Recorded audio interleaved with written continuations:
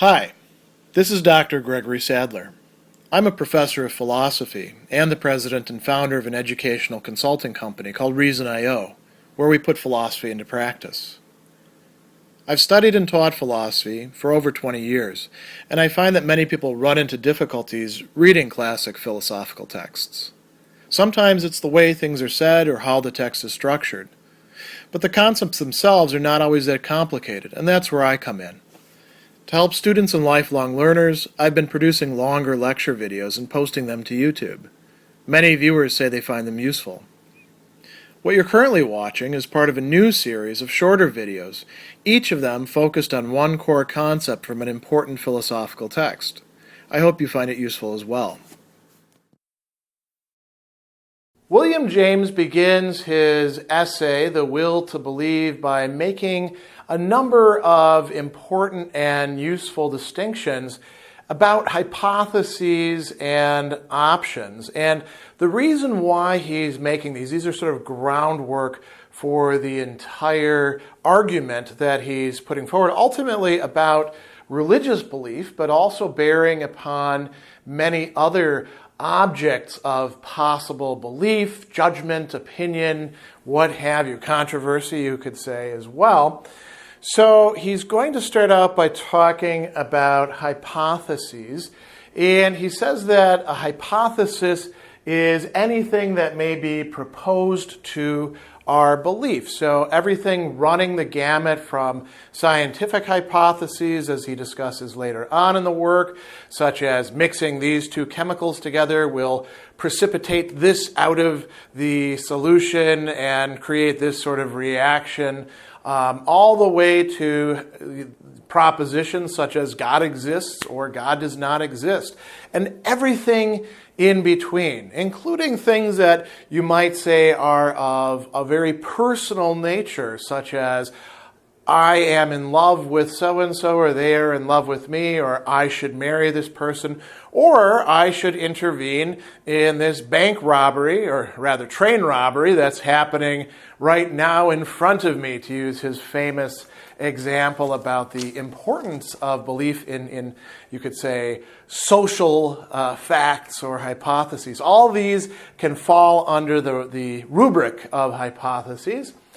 And he makes a distinction early on that's going to turn out to be quite important. He calls hypotheses live or dead. And he says that we can talk about these as electricians talk about live and dead wires. So a dead wire is one that no current is passing through, and it's perfectly fine to handle. A live wire, of course, will give you a shock, but you can also do things with it. It has some charge, some power, however you want to conceptualize it. So he says, let us speak of any hypothesis as either live or dead. A live hypothesis is one which appeals as a real possibility to him whom it is proposed. And he notes just a little bit later that the deadness and liveness in a hypothesis are not intrinsic properties, as many people tend to think that they are. And they think that they're such because they make the mistake of assuming that their psychology or their mindset or their background is normative for all human beings everywhere. What makes a hypothesis live or dead? You can actually entertain it as a possibility for yourself or not. So he says that it's going to be relation to the individual thinker, and it's measured by their willingness to act. So there's a sort of continuum here. It's not necessarily an on-off switch, but he says the maximum of liveness in a hypothesis means willingness to act irrevocably. Practically, that means belief, but there is some believing tendency wherever there is willingness to act at all. So it's things that we're willing to do something about. We're willing to stake something on, right? And he gives some examples. If I asked you to believe in the Mahdi, which is probably going to be the same for everybody, well, at least most people watching this, he says the notion makes no electric connection to your nature. You might not even know what that term signifies. It's a very important religious leader. So he says that to an Arab, however, even if he be not one of the Mahdi's followers, the hypothesis is among the mind's possibilities. It is alive. Not all Arabs, of course, but perhaps you could say, since one arose not too distant in time from James's address within, I believe, Sudan, that, it would depend on where one is. If I suggest to you that you should entertain working at Walmart, perhaps 100 years in the future, if Walmart no longer exists, that would be a dead hypothesis for you. But for many, this could be a live hypothesis. I actually have family members working for Walmart at this very time, so it's a possibility. Now, let's move on to options. So James says that an option is a decision between two hypotheses. So we've got one hypothesis on one side, one hypothesis on another. They could be complete opposites to each other, but they might not be. So, I should marry this person, I should marry this person. Those are in some respect opposed under the current laws. At least here in the United States, you cannot marry two people at the same time, although you could marry them sequentially, I suppose. Marry this person, divorce them, marry this person. The options, or the hypotheses that are comprised within one single option need not necessarily be completely opposed to each other. So he's going to make three important distinctions here that allow us to classify the types of options that we make. And I would suggest to you that in order to understand this, you not merely think about James's examples or the examples that I might put forward to you, but that you also try to think of examples in your own life, because if James is correct, these are concepts that apply to pretty much all of the options that we make in our own lives. So the first is living or dead. And he says what makes an option a living option is that both hypotheses are living. So it's not enough for one of them to be a living hypothesis.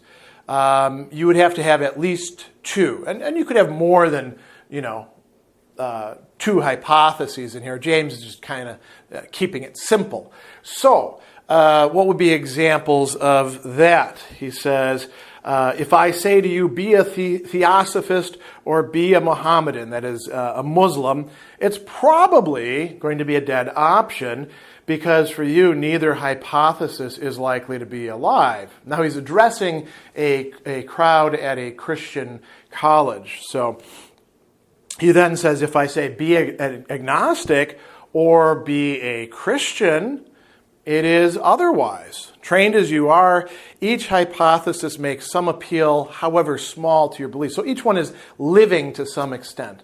We might think in political terms, those outside of the United States, if I propose to you, join the Republican Party and support it, or join the Democrat Party and support that, that is probably not a live option to you. You'd have to come here and it would have to have some sort of stake for you. But for most Americans, join the Democrats, join the Republicans, that is definitely a live option, isn't it? And we could have all sorts of options between, one living and one dead. It's not really a living option then. The next one that he talks about is forced and avoidable. So he says, if I choose between going out with your umbrella or without it, I'm not offering you a forced option. You can easily avoid it by not going out at all. Similarly, if I say, love me or hate me, either call my theory true or call it false, your option is, as he would say, avoidable. It's not forced. Why? Because there's a third possibility. You could remain indifferent to me, neither loving nor hating. You can decline to offer any judgment as to my theory. But if I say, either accept this truth or go without it, Well, we could say a logical complement there. Either accept this truth or anything other than accepting this truth with the entailments that implies, then it is a forced option. And there could be cases in practical life where by itself something is not actually forced, but it becomes forced within the circumstances. Think about the example that we often use in talking about forced choices, the action movie where the villain has his gun to the spouse or the child's head of the hero, and they say, "Drop your gun or I'm going to shoot," right? And the hero now either has to decide, do I drop my gun or do I take the shot, or do I talk more, drop the gun, or anything else, right? That's the forced option there. So there could be cases where options are forced, even though it's not a logical disjunction, as he's saying. Momentous versus trivial. He uses a great example here, and I think we can relate to this in many respects, because at this point in time, at least, the North Pole is still pretty inaccessible to most of us. He says, if I propose to you to join my North Pole expedition, your option is momentous. This would probably be your only similar opportunity, and your choice would now either exclude you from the North Pole sort of immortality altogether, or at least put the chance of it into your hands. He who, is a wonderful phrase, he who refuses to embrace a unique opportunity loses the prize as surely as if he tried and failed. So that's a momentous option. You get your one shot. If you don't take it, you've lost it. It says the option is trivial, and he gives 3 criteria here. When the opportunity is not unique, when the stake is insignificant, or when the decision is reversible. So, should I get a tattoo of Tweety Bird on my inner thigh? That's kind of a trivial one, right? Because if I do get the tattoo, I can always have it removed. It's hard to see how it's really going to do very much. And if I miss out on the opportunity to get it done now, then I can always go back to the tattoo parlor later on. As a matter of fact, just as a side note, I think a lot of people get suckered into bad decisions because they think that decisions that they have to make, options that they have to engage in, are momentous when they're actually not. When we're under the influence of, say, anger or drunk or all sorts of other things, we often make the mistake of thinking, we've only got this one chance. I'd better say this now or I'll never get to say it, right? But in many cases, the options are not actually such, and they're trivial. James is using these 3 distinctions to flesh out what he's going to call a genuine option. A genuine option for him is going to be one that is living, forced, and momentous. So it has to satisfy all 3 of these criteria in order to be what he's calling here a genuine option. That's part of the upshot of this, and that's really what the entire lecture is circling around, this concept of genuine options that we have to take and make when we have the opportunity.